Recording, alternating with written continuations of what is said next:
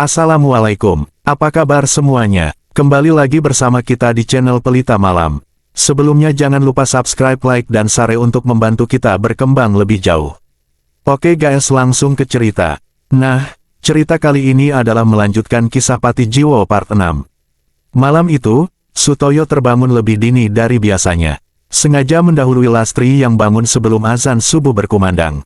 Mendapati Lastri masih tertidur pulas di ranjangnya, Sutoyo kemudian bersiap, namun bukan untuk bekerja. Melainkan ada satu kewajiban yang harus ia lakukan. Sekitar 30 menit Sutoyo berkendara menembus gelapnya alas jati tanpa berpapasan dengan siapapun. Tak lama kemudian, ia berhenti tepat di pinggir jalan depan sebuah rumah berpagar tinggi menjulang berhalaman luas. Yang sebelumnya dirinya pernah lewati setiap berangkat bekerja. Rumah dengan bangunan bergaya klasik dan sedikit termodif pada bagian teras depan, terlihat tak asing bagi Sutoyo. Memikirkan hal itu, kesedihan mengurat jelas di wajah gelapnya. Namun sekejap berubah, tatapannya menjadi tajam, nyalang memerah, menandakan letupan amarah, yang sekian lama tertumpuk di benak. Sedelo meneh, aku dadi wong sugih. Sebentar lagi aku akan menjadi orang kaya, gumam Sutoyo penuh ambisi, sebelum kembali menaiki kendaraannya dan meninggalkan bangunan mewah itu. Sutoyo sedikit mempercepat laju kendaraannya, menyusuri jalanan tanah alas jati. Namun kali ini ia terlihat seperti tergesa dan berburu dengan waktu.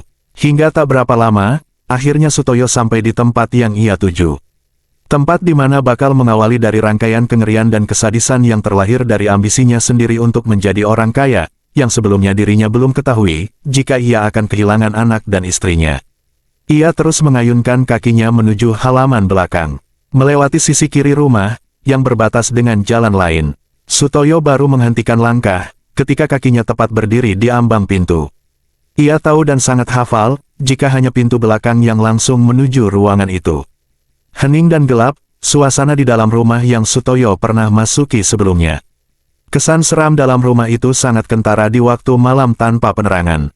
Namun itu tak membuat jiwa Sutoyo terguncang. Dalam pikirannya saat itu hanya ingin segera menyelesaikan salah satu ritual persekutuannya.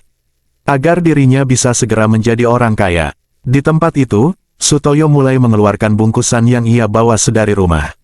Ia memeriksa satu persatu untuk memastikan. Sebentar Sutoyo menghidupkan 3 buah lilin yang ia bawa, menjadikan ruangan seperti sebuah kamar sedikit terang. Ia kemudian duduk bersila, menghadap satu cawan berukuran sedang dan sebuah tungku. Kepulan asap seketika menyebar yang berasal dari dupa yang ia bakar dan ia letakkan di dalam tungku. Tak lama, bau menyengat aroma dupa itu berbaur dengan wangi bunga 7 warna yang Sutoyo tabur di atas cawan. Sutoyo sejenak menunduk, memejamkan mata, seraya bergumam lirih membaca kalimat-kalimat yang sebelumnya diajarkan Sumiyati. Gemuruh deru angin menjadi sebuah tanda, juga menjadi akhir Sutoyo melafalkan sebuah mantra. Setelahnya Sutoyo pun segera membuka mata, menatap tajam pada kepulan asap dupa sebelum mengedar ke sekeliling. Tepat saat itu, mata Sutoyo mendapati satu sosok telah berada di ruangan itu. Ia sebentar terperanjat kaget, melihat apa yang telah ia lakukan, mampu mengundang sosok-sosok menakutkan yang selama ini belum pernah dirinya lihat. Tepatnya di sudut ruangan, sosok perempuan berwajah hancur, matanya merah, dengan 2 tanduk seperti tanduk kambing dewasa berdiri tengah menatapinya dengan tajam.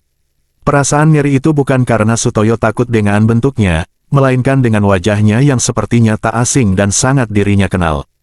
Wajah Sumiyati. Mas, awakmu wes siap. Mas, apa kamu sudah siap? Sutoyo tersentak, ia mengedahkan wajahnya ke atas sebentar, setelah mendengar pertanyaan berwujud di hadapannya. Enjih, kulo sampun siap. Saya sudah siap, sahut Sutoyo yang sadar bila itu suara Sumiyati. Tergesa-gesa Sutoyo meraih secaruk bunga di atas cawan. Menaburkannya melingkar seperti memagari, setelah sosok menyeramkan Sumiyati masuk ke dalamnya. Sesaat setelahnya, kain hitam transparan kini menutupi kepala Sutoyo dan Sumiyati. Kemudian tampak tangan Sumiyati memetik satu kembang kantil yang sedari tadi menjadi penghias kepalanya.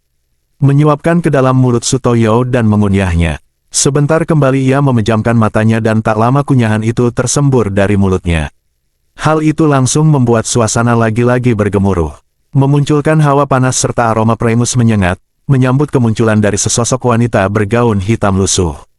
Bertanduk menjulang dengan juntaian rambut acak-acakan, yang tepat bersimpu di hadapan Sutoyo sembari melototkan dua bola mata merahnya. Setelah ritual malam itu, kehidupan Sutoyo kembali seperti semula. Namun beberapa bulan berikutnya, sedikit demi sedikit rumah yang sebelumnya belum sepenuhnya rampung, kini bagaikan tersulap. Bagaimana tidak, rumah tembok berhalaman luas dengan bangunan gaya klasik dan sedikit termodif pada bagian teras depan, terlihat beberapa ukiran pada gawangan pintu dan jendela, membuat siapa saja yang melihatnya akan terpesona. Seperti halnya pagi itu, suasana pedesaan yang masih sedikit gelap dan berhawa dingin, tak menghalangi niat Sutoyo untuk menembusnya. Setibanya ia di pasar hewan, Sutoyo melihat suasana sudah begitu riuh ramai. Ia pun segera memilih beberapa pasang kambing hitam yang sesuai dengan perintah Sumiyati. Hari itu adalah hari pertama Sutoyo menjadi orang kaya dan juragan kambing di kampungnya. Dan dimulai ketika tenggelamnya matahari, Sutoyo merasakan keanehan yang terjadi. Rasa heran juga tak luput dari benak Lastri dan Wati. Mereka yang merasa baru kemarin selesai membangun rumah, tiba-tiba melihat Sutoyo pulang dengan membawa beberapa pasang kambing. "Mas, kok tuku wedus akeh banget? Duit sekondi, Mas? Mas, kok beli kambing banyak banget? Uang dari mana, Mas?" tanya Lastri mencoba memastikan. "Lah, aku wes dadi wong sugih, Bok. Duitku wes akeh. Aku saiki juragan. Lah, aku sudah menjadi orang kaya, Bok. Uangku sudah banyak. Sekarang aku juragan," jawab Sutoyo sedikit ketus. Mendengar jawaban suaminya yang tak seperti biasanya, Lastri hanya diam.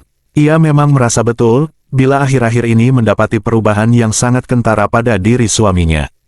Begitupun dengan Wati yang juga merasakan hal yang sama. "Ya wes, Bapak Arab ngaso. Ai sudah, Bapak mau istirahat," pamit Sutoyo yang kemudian meninggalkan mereka berdua di luar. Selepas kepergian Sutoyo ke dalam, Lastri dan Wati terduduk diam di ruang tamu. Tampaknya mereka sibuk dengan pikiran masing-masing. Hal itu berlangsung hingga beberapa menit lamanya, dan baru tercairkan saat Sutoyo memanggil nama Lastri dari dalam kamar. "Eneng opo, Mas? Kondelokne koyo ngono. Ada apa, Mas? Kok lihatnya seperti itu?" tanya Lastri, menyadari bila sang suami tengah menatap dirinya dengan sorot berbeda. Namun ketika Sutoyo ingin menyahut, saat itulah terdahului satu teriakan melengking dari kamar anaknya. Oke guys, sekian cerita dari kami. Kita kembali esok hari di jam yang sama ya. See you.